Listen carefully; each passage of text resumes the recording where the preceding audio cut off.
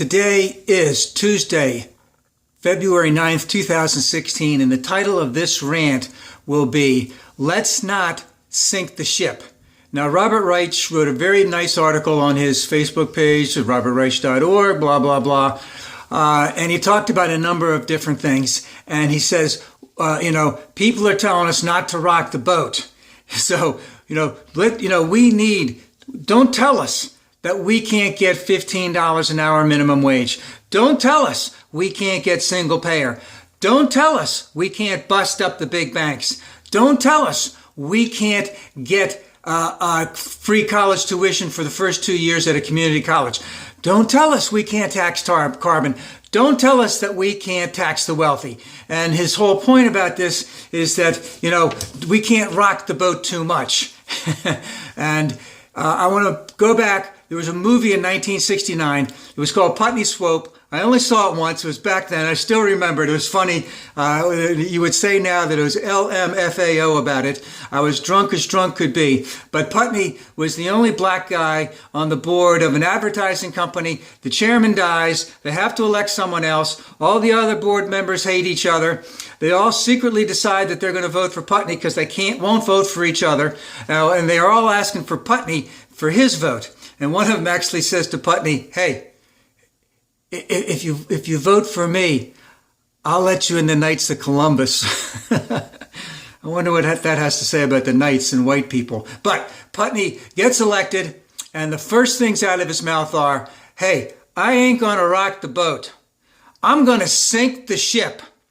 And of course, he does that. He gets rid of every white guy in that advertising firm, and then, brings in all of his people, and everything goes great for a while. Then it starts to go downhill. But watch the movie. But my point about this whole thing is, yes, we want to rock the boat, but let's just hope that that does not sink the ship. So, am I for all of these things? And Robert Reich mentioned a whole host of other ones. Yes, I'm for every single one of them. And that we have to push and push and push. But if we can't get 15, should we take 13? Or should we just hold out for 15? I don't know. You tell me. If we can't get single payer, can we get something better, more out of Obamacare? Yes, I think so. If we don't bust up the big banks, can we regulate them more? I think so. Now, the reason why I'm saying all of these types of things is as we're getting through the nominating process and making a distinction as to whether or not we're going to go for Hillary or for Bernie, let's be clear here. Robert Reich is clearly in Bernie's corner on this. And if we take a look at 1 year from today, February 9th, 2017, whether Bernie's in office or whether Hillary's in office, if we just go over the 5 things I mentioned, where will that stand? $15 an hour? If I'm not mistaken, that will be decided by Congress. And right now, there is no anticipation whatsoever that the House will be in Democratic hands. It being in Republican hands, Paul Ryan will still be Speaker of the House. He's a snake oil salesman. He's a very vile human being. He will never, ever bring that up. That will never be considered in the House of Representatives. Single payer, well, look how hard it was to get Obamacare through. That's not going to be considered whatsoever at all. Busting up the big banks, ha, ha, ha. Free college tuition? No, you got to pull yourself up from your bootstraps, just like Paul Ryan did after he got Social Security, after his father died when he was 16, which he doesn't want children now to get. Taxing carbon? Oh no, we need the money from the big banks to help us win our elections. That ain't going to happen. And taxing the wealthy? Well, that's where the money if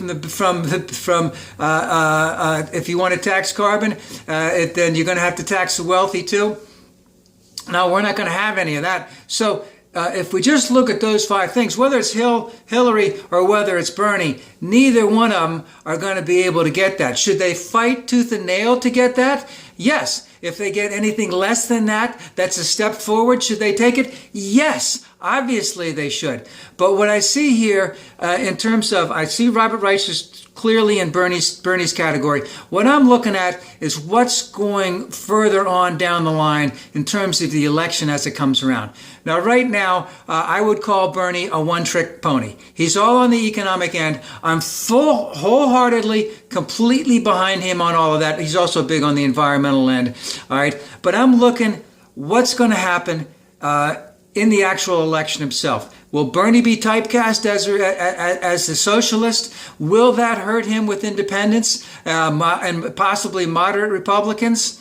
If there's a Looney Tune that's going to be nominated by the Republicans, how will that affect down balloting? I mean, as an example, if this is a wave election and that every single person that's going to vote for Bernie or for Hillary will 100% go straight down the line and vote Democrat, that's great. But what if Bernie's the nominee and there's a lot of negatives, so it really hurts him with moderate Republicans, moderate independents, possibly even some conservative independents? Will they take their down balloting and do Republican and go straight down? All right. I know that Hillary has a 50-state solution right now. She also has a big push for minorities, and she has a big push for women voters. These are, vital constituents of the Democratic Party. Bernie right now is pushing more towards those types of things, but his basic message is that populist message that we handle the economic thing and then everything else will fall into place. But like I mentioned, I don't see us getting $15 an hour in the first administration, busting up the big banks, free college tuition, taxing carbon, taxing the wealthy. I don't see that right now. So what does that also show? Well, that also shows that, hey, 2018 is going to be a big year because Obama took it bad. He took it up the pooper in 2010 and 2014. All right. We can't have that in the Democrats then. We need to do that. So who's got the 50-state solution right now? Hillary has a 50-state solution. And let's get something else clear. If Bernie gets elected, if he gets elected, he gets elected. But let's remember, who's his main guy out there? Tad Devine. He's a complete corporatist. What does he want to play in the administration? What does he want to bring to the table afterwards? Where will his place be? Who will he be representing after Bernie gets elected? He's got a couple of them on his staff right now. I'm not saying that they're going to do anything bad. I'm just saying, you're going to have bring some people in there that can make government work. How is this fundamental change that Bernie is going to talk about actually happen in terms of just those 5 things that I mentioned if the House of Representatives is in Republican hands? What can you reasonably get out of that? And, I don't know. I have a big concern about Bernie being typecast as a socialist. Bernie hasn't been on the national stage that much. How will it play out in the southern states? Can he get a southern state?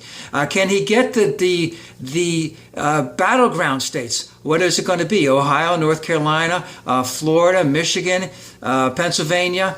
Can he get those states? Can he get the minority votes? Can he get the women votes in those states? Can it be a wave election all the way around? And again, my big point is, if you're rocking the boat, if you're sinking the ship right from the beginning, this might not bode well later on down the line. So, we'll see what happens. Of course, we want to push for every single one of those things. And remember, even if Bernie gets elected, that push for $15 an hour, it's got to come from the people. It just can't come from the administration. That push to break up the big banks, that push for single payer, it's got to be from all of those young people who are now flocking to Bernie. All of those, let's say, people my age, they have to be pushing it. Because I remember back when Obama got elected, after Obama got elected, everyone said, okay, he's been elected, now he'll take care of us. And, we found out that, we weren't pushing him nearly as hard as we needed to push him. And in the meantime, a lot of things didn't quite get done the way we wanted them to get done. He did get through the ACA, but we were very, very, let's just say, surprised at the fact that it took him so long to get to things that we thought he was going to go after right away. So the emphasis has to come from us. It has to be pushing. It has to be rocking the boat, but let's not sink the ship before we win the election.